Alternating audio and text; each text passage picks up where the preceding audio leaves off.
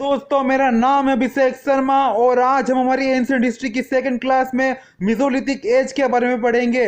जी हाँ फ्रेंड्स, स्वागत है मेरे सभी मित्रों का। तो देखिए, मैं आपको सबसे पहले हमारा फॉर्मेट बता देता हूँ। हमारा फॉर्मेट मैंने आपको पिछली वीडियो में बताया था कि हम पूरी मेटल एज के बारे में इसी तरह से पढ़ेंगे। मेटल एज माफ कीजिएगा, स्टोन एज के बारे में हम इसी क्रोनोलॉजी में पढ़ेंगे। सबसे पहले हम हर टाइम के बारे में उसकी क्रोनोलॉजी जानेंगे, बाद में उस टाइम के लोग कौन से टूल्स यूज करते थे ये जानेंगे, बाद में उस समय का क्लाइमेट कैसा था, उस समय के ह्यूमंस कैसे थे, बाद में वहाँ के रहने का तरीका, वो कहाँ रहते थे, और भी उनकी बहुत सारी चीज़ें हम जानेंगे। ठीक है फ्रेंड्स, तो हम स्टार्ट करते हैं मिजोलिथिक एज के साथ में।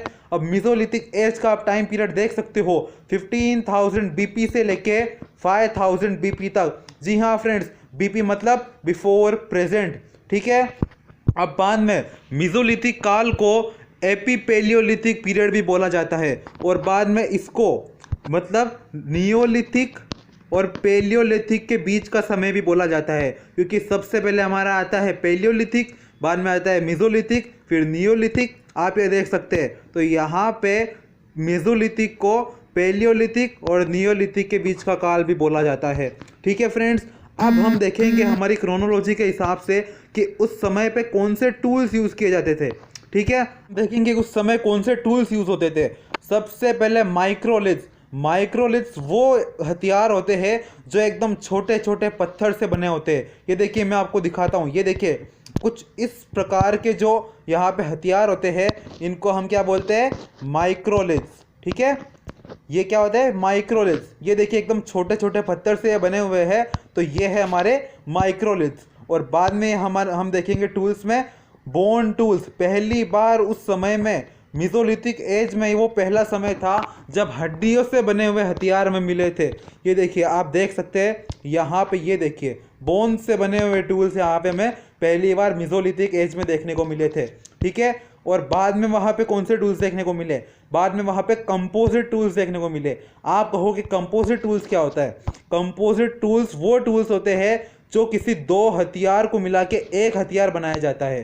देखिए, आपको ये अच्छी तरह से समझ में तब आएगा जैसे मान लीजिए एक कुल्हाड़ी है और उस पर मान लीजिए आपने एक लकड़ी भी लगा दी, तो बाद में वो दो चीज़ों से मिलके यदि एक हथियार बनता है तो वो कंपोजिट टूल होता है। अब देखिए, मैं आपको एग्जांपल भी देता हूँ। ये देखिए, यहाँ पे आप पहली फिगर में देखेंगे तो यहाँ पे ये सिर्फ नॉर्मल है, और बाद में इसके अंदर यहाँ पे पत्थर भी ऐड कर दिया गया है। तो अब ये दो चीज़ों से बनके एक नया हथियार बन चुका है। ठीक है, तो इस प्रकार के टूल्स को बोलते हैं कंपोजिट टूल्स। ठीक है, अब देखिए, हम बाद में यहाँ पे आएगा मिसाइल टेक्नोलॉजी। आप बोलोगे मिसाइल टेक्नोलॉजी, थोड़ा आपको नया वर्ड लगेगा, पर ये पुराने समय का ही है। मिसाइल टेक्नोलॉजी में क्या होता है, यदि हम किसी टारगेट को दूर से हिट करते हैं, जैसे हम यहाँ पे ये देखिए, आप देख सकते हैं एरो और बो का यूज़ करके। ठीक है, जिसे आप धनुष और बाण भी बोलते हो, तो उसका यूज़ करके आप किसी भी टारगेट को दूर से हिट कर सकते हो। ठीक है, तो इस प्रकार के टूल्स भी यहाँ पे हमें देखने को मिले थे। अब देखिए, हम हमारे टूल्स के बारे में अब क्लाइमेटिक कंडीशन उस समय की देखेंगे, समय की क्लाइमेटिक कंडीशन देखेंगे। तो मैंने आपको यहाँ पे पेलियोलिथिक में किस तरह की क्लाइमेटिक कंडीशन बताई थी, प्लिस्टोसीन। ठीक है, यदि आपने वो वीडियो नहीं देखी तो आप जाके देख सकते हो। प्लिस्टोसीन क्लाइमेटिक कंडीशन थी जहाँ पे पूरी तरफ से बर्फबारी थी। अब पर यहाँ पे कहाँ पे मिजोलिथिक एज में होलोसीन क्लाइमेटिक कंडीशन है। अब आप कहोगे होलोसीन कौन सी क्लाइमेटिक कंडीशन आ गई? होलोसीन क्लाइमेटिक कंडीशन यानी वार्म और वेट, यानी जहाँ पे गर्मी हो और वहाँ पे गीला भी हो, उस प्रकार की क्लाइमेटिक कंडीशन कहाँ पे थी? मिजोलिथिक एज में। और वहाँ पे मान लीजिए वहाँ पे गीला था, तो मतलब आप इससे एक चीज़ का आइडिया लगा सकते हो कि वहाँ पे मतलब बारिश आ गई थी, मतलब हाइड्रोलॉजिकल साइकिल का इन्वेंशन हो चुका था, जो कि हमारा पेलियोलिथिक टाइम में नहीं हुआ था। उस समय बारिश का काल नहीं आया था। और आप मान लीजिए वहाँ पे गर्मी भी थी, तो उससे क्या हो रहा था, जो ग्लेशियर्स थे वो उस समय जब पेलियोलिथिक टाइम में जो ग्लेशियर्स थे वो भी वहाँ पे मेल्ट हो रहे थे, यानी पिघल रहे थे। आप ये दो चीज़ों का इससे अनुमान लगा सकते हो। ठीक है, अब यदि मान लीजिए वहाँ पे बारिश हो गई और जो ग्लेशियर्स पिघल गए, तब वहाँ पे पानी हो गया, तो पानी के अंदर जानवर भी वहाँ पे आएंगे ही ना। तो वहाँ पे उस टाइम पे फिशरी का स्टार्ट हुआ था। ठीक है, फिशरी का स्टार्टअप कब हुआ था? मिजोलिथिक एज में। बाद में वहाँ पे क्या हुआ, जब यदि मान लीजिए ग्लेशियर्स पिघल गए तो लोगों को ज़्यादा जगह मिलेगी रहने के लिए और अलग अलग जगह जाने के लिए। तो क्या हुआ, ह्यूमन हैबिटेशन के लिए ज़्यादा जगह मिल गई और वहाँ पे ह्यूमन सेटलमेंट भी अलग अलग जगह बढ़ चुके थे। ठीक है फ्रेंड्स, अब हम यहाँ पे क्या देख चुके हैं, क्लाइमेटिक कंडीशन उस समय की। अब ह्यूमन स्पीसीज की हम बात करेंगे कि उस समय कैसे इंसान थे। अब देखिए, मैंने आपको बताया था कि अपर पैलियोलिथिक टाइम में मैंने आपको मॉडर्न इंसान बताया था। ठीक है, अपर पैलियोलिथिक टाइम में मैंने आपको मॉडर्न मैन बताया था। ठीक है, तो उसी तरह के मैन यहाँ पे कंटिन्यू रहेंगे कब, मीजोलिथिक एज में भी। ठीक है, और मीजोलिथिक एज में आपको एक और बात बता दूं, सबसे छोटा काल आप उसे बोल सकते हो। ठीक है, जो भी सबसे छोटा पीरियड था, सबसे बड़ा पीरियड कौन सा था, पैलियोलिथिक, और सबसे छोटा मीजोलिथिक। ठीक है, अब हम देखेंगे सब्सिस्टेंस पैटर्न, उनके रहने का वहाँ पे तरीका क्या था।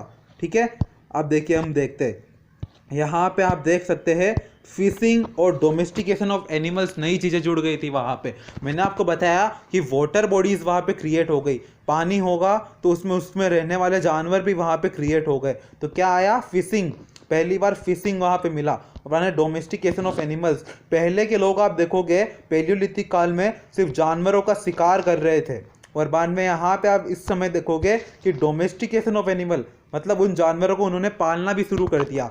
और आप एक और चीज़ वहाँ पे नोटिस कर सकते हो, माइक्रोलिथ्स में आपने ऑब्जर्व किया होगा कि वहाँ पे छोटे छोटे पत्थर से यहाँ पे हथियार बनाए गए थे। मतलब आप ये भी यहाँ पे अंदाज़ा लगा सकते हो कि इस समय के जानवर इतने बड़े नहीं थे, मतलब वो भी थोड़े स्मॉल साइज में थे, तभी उनसे छोटे छोटे हथियार से उनका शिकार हो सकता था। ठीक है, अब बाद में यहाँ पे आप पूछोगे, देखिए मैं आपको एक और बात बताता हूँ, वहाँ पे पहली बार मैंने आपको जब पैलियोलिथिक में बताया था कि हंटिंग, फूड गैदरिंग उस समय के लोगों का काम था, वो यहाँ पे बंद नहीं हुआ था, वो काम भी यहाँ पे चालू था, पर यहाँ पे ये दो नई चीज़ें ऐड हो गई। ठीक है, आपको हिस्ट्री में मैं एक बात बता दूँ, कोई भी चीज़ें कभी ख़त्म नहीं होती है, वो कहीं ना कहीं चालू रहती है। जैसे आप कास्ट सिस्टम की बात कर लीजिए, कास्ट सिस्टम, आज हम बात करते हैं कि हमारी मॉडर्न सोसाइटी है, पर कास्ट सिस्टम, जाति के बारे में यहाँ पे भेदभाव तो आज भी हमारी दुनिया में होता ही है। ठीक है, अब आप समझ गए होंगे, मैं आशा करता हूँ।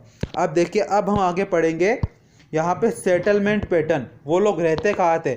जैसे मैं आपको पैलियोलिथिक एज में बताया था कि उस टाइम के लोग पहाड़ों में या हिली रीजन्स में रहते थे, प्लेन एरिया में नहीं रहते थे। तो यहाँ पे भी सेम ही टाइप का होगा, मतलब कि उस समय यहाँ पे मेसोलिथिक एज के लोग भी यहाँ पे माउंटेन्स या हिली एरियाज में रहेंगे। ठीक है, अब बाद में हम यहाँ पे क्या जानेंगे, देख सकते हैं पहली बार मेसोलिथिक काल में रॉक पेंटिंग्स की, मतलब रॉक पेंटिंग्स यानी पत्थर पे जो भी यहाँ पे चित्र आप बोल सकते हो वो बनाए गए थे।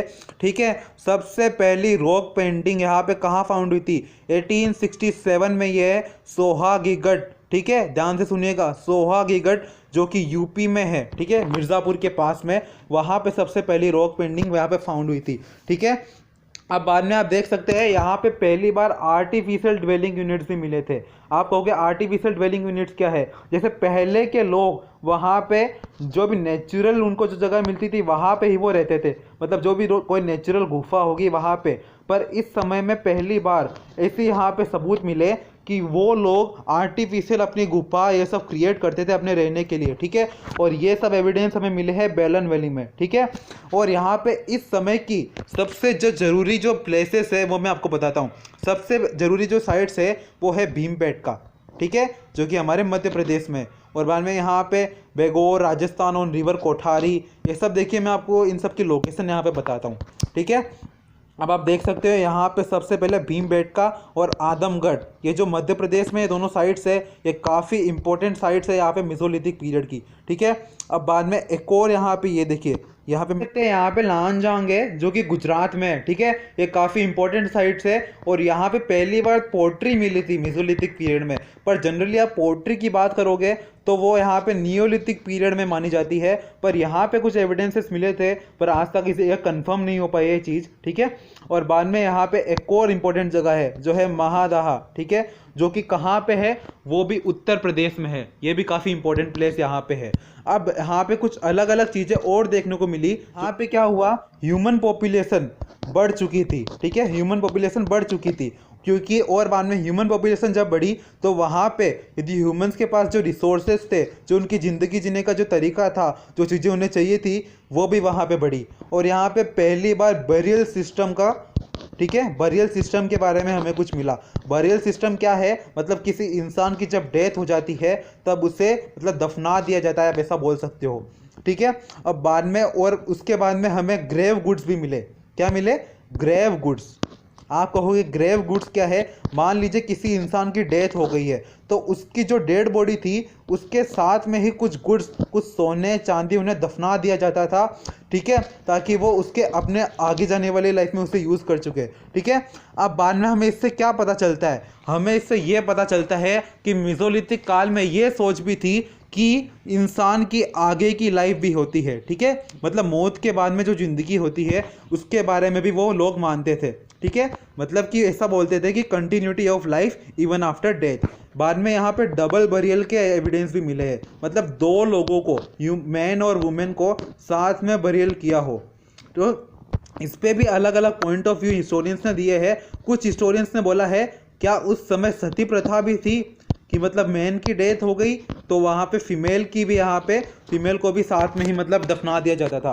पर यहाँ पे इसका कुछ एविडेंस नहीं मिल पाया, पर इससे इतना तो सब कंफर्म कर सकते हैं कि मैरिज जैसी बॉन्डिंग उस टाइम पे थी, क्योंकि इसीलिए मैन और वुमेन की यहाँ पे जो भी बरियल सिस्टम था वो साथ में था, इसीलिए डबल बरियल भी यहाँ पे देखने को मिला, ठीक है। तो फ्रेंड्स, ये हमने पूरा मेसोलिथिक काल के बारे में पढ़ लिया है। मैं आशा करता हूँ आपको पूरी तरह से समझ में आया होगा। ऐसे ही रियल और इंटरेस्टिंग अपडेट्स के लिए हमारे चैनल को सब्सक्राइब करें और लाइक करें, ठीक है। और मैं बाकी की वीडियोस जल्द ही आपके लिए लाऊंगा, ठीक है फ्रेंड्स। Thank you friends.